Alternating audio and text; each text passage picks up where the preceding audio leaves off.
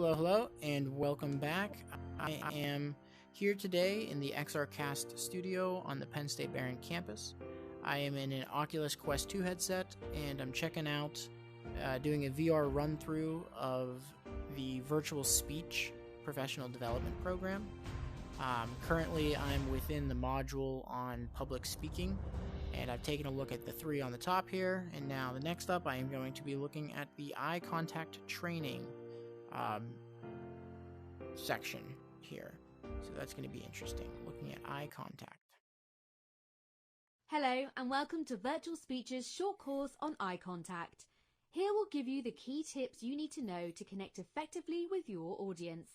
When you're ready to move on to the next section, press the next button to continue or tap exit to bring you back to the course's menu. Okay, It's really important that you give and maintain eye contact with your audience, whether you're a manager during your appraisal or presenting at a conference to 500 people. Even when with a group of friends, eye contact is key to conveying your message and how you want to be perceived. Take a look at the words around you. These are all positive thoughts associated with people who have good eye contact with their audience. Oh, there's nothing on that side. Okay, so interested, assurance, conviction, trust. Okay. Eye contact isn't as simple as scanning every single audience member for half a second or faking it by staring at the back of the room. Sure, you're not looking at your notes, but you're also not connecting with your audience and you'll lose their attention. You won't be seen as confident, trustworthy or credible, and you'll disengage your audience. Intensity of eye contact varies from 2 to 10 seconds, depending on the number of people you were talking to. This requires practice because there's not a one-size-fits-all method here. When talking to a large audience of, say, 10 or more, the optimum time for maintaining eye contact is for 2 to 3 seconds per person. This is enough to make genuine eye contact with a number of people without making them feel uncomfortable and excluding other audience members. Let's play a quick game. Look at the floating objects amongst the audience until the object fades away. After the object has faded, move on to the next object and keep going. This will train your mind to make eye contact with an entire audience for a couple of seconds at a time. All right, so next, I'm going to be looking over at this side and then down there. It's a little bit quick, I would say. It seems a little quick. I like that. That's a little bit better, and I like that it is re-engaging when I don't look for a while. It reappears there. Great job! Now try giving a 2 to 3 minute speech in this conference room. It can be about anything you like. We'll record your eye contact and show you a heat map of where you've been looking during your speech. Okay. Try and make eye contact with different parts of the room, as if you were presenting in the real world. All right.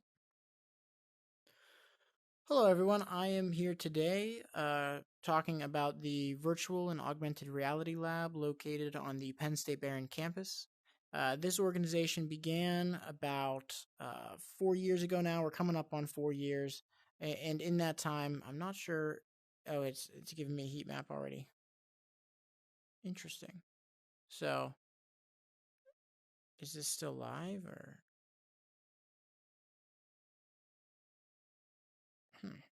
Now you know what to do with a large audience. Let's look at how to maintain eye contact in everyday situations, and that's why it such as team lunches or networking events. Stopped it. Now let's move to a smaller audience after 100 people. That's cool. Have you ever been in a group and someone's been talking and just didn't look at you? How does that make you feel? A lack of eye contact in a small group can make you feel excluded and underappreciated. In these situations, it's important to spread your eye contact so that everyone feels valued and that their input or presence is important to you. If someone asks you a question, respond to them and focus your eye contact on them for 2 sentences, to them and be glance responding, at other members of the group for 1 to 2 seconds each before returning to the original person. The optimum amount of eye contact is 7 to 8 seconds to the person you are addressing, then 1 to 2 seconds on each other person. Try practicing this technique in the next game. To really develop your skills, you'll need to repeat this exercise several times. This is kind of interesting. And that one's a 2 second, 2 second, 2 second. It's kind of harder to get lined up sometimes.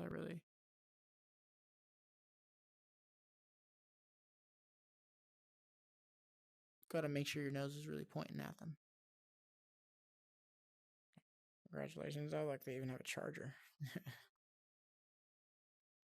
Now let's scale the audience down 9 seconds, then break away for 1 second. One-on-one Try situations, such as having an appraisal so I'm looking with your right line now. manager I at am work. having a conversation. We've all been there, when someone has been staring into your eyes for too long and you start to feel uncomfortable, forcing you to look away. There's something about too much eye contact that makes us feel uncomfortable when it becomes too intense, so it's important to look away. Great job! You've successfully completed the eye contact course. Make sure to repeat this course a few times to practice what you've learnt and develop your skills. Oops. Focus more eye contact on the person you're addressing. Yes. You should maintain eye contact with them. Not constant. Do not include making you appear more confident, adding humor. I would say not humor. How much eye contact do adults make during a conversation? Alright, did it mention that? I say 30 to 60 is my guess. Perfect. No, okay. So 4 out of 5. Again, a cool exercise. I've completed the eye contact course. Awesome. So that one was kind of quick. I think I will do 2 in this one. So eye contact training and TEDx styled theater. Let's do start analysis because I keep forgetting to do that. Analyzes my speech. I want to record video and enable sound. Distractions begin. I'm going to pull up my pitch deck for Airbnb and let's simulate that I'll be having a conversation, looking at this whole crowd. Again, going back to that eye contact, making sure this one is a cool theater. It does actually have the decks up top, so making sure that I'm engaging with the decks as well. A little bit maybe challenging with the lights there, but trying to get past the glare. Going on to the next slide here. A little bit huge thing behind you. So I guess in this particular case, you wouldn't be necessarily doing presentation otherwise, or you wouldn't be turning around to the presentation, as you'd have to be turning around quite a bit. Try to speak a little louder so the audience can hear. That's good information. So let's stop analysis. Calculating results. See much worse. Yep, didn't do as much eye contact. Not long enough. Speaking pace again was too fast. So I could restart room if I wanted. Let's see. I do want to try.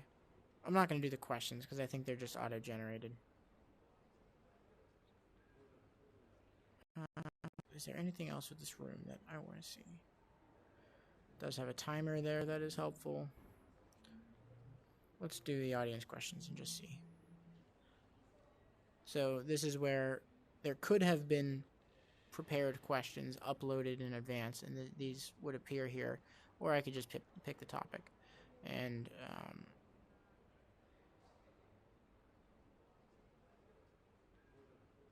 let's see what comes up from VR. What are the advantages of using VR over other technologies? What are the advantages over VR? Much more engaging, better for retention and comprehension because of the interactive components to it. It could be a lot cheaper to do workplace training. You could save a lot. It's much more efficient because you don't have to pay the instructor every time. You can just create a program and then run as many trainees through it as long as you have a headset. So yeah, that's one example there. On to the next question. How can VR be used to improve customer experience? VR is awesome because it has the power to close the gap between the designers of a product and the final end users of that product. So, let's say with a couch, for example, if you have these designers designing this couch, and they can engage with their audience and have their audience their audience look at this couch and view it in their home using AR, and then come to the conclusion and ask their potential customers, is this something that you would want to purchase? Or the customers might say, it's actually a little bit bulkier for a couch than I would have imagined, so I couldn't find anywhere in my apartment to make it work. And that would be good insight to have, that hey, this is not going to work for our potential customers. What hardware is required to use VR? Oftentimes, VR headset. If you're just doing it a one-off, that's typically what you need, is just a VR headset. If you want to do it to scale, you do need quite a lot of other infrastructure set up as well.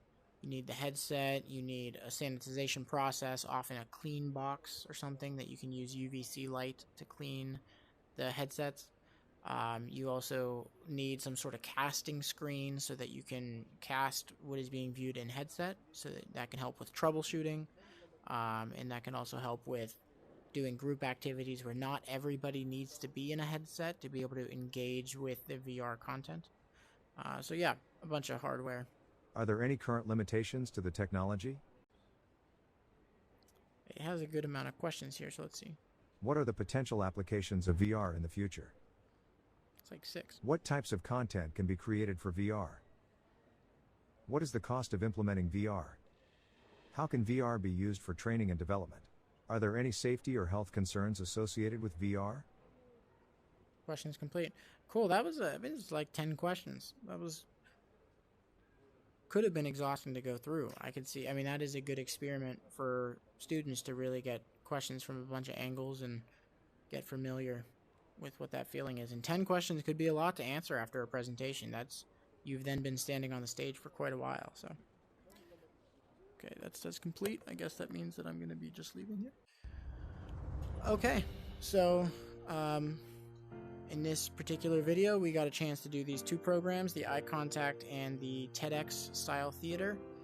This was under the public speaking module of the VirtualSpeech program on the Oculus Quest 2. This is being filmed by the XRcast Studio on the Penn State Behrend campus. I will pick up right here where I left off, so continue watching within the series. Adios.